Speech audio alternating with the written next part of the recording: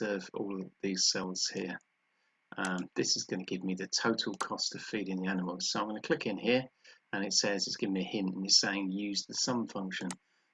You use the sum function in a spreadsheet when you want to add up a whole bunch of stuff. So if you think about what it means, the word sum means in maths, a sum is not a calculation. Sum has a very specific meaning, and it means a total.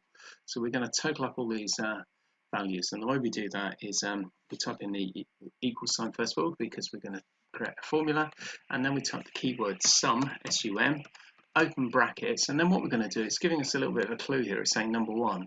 Well, the first number we want is this one at the top here, which is the cost of feeding the lines, E3. I can either type that in or I can click on the cell. Next, I want to add up all of the values between E3 and E11, which is the cost of feeding the eagles.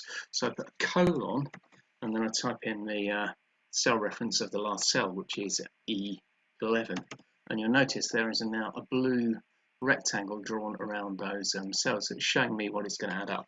I then put close and bracket in, press enter, and the computer's calculated the total cost of feeding the animals for us, which is £900.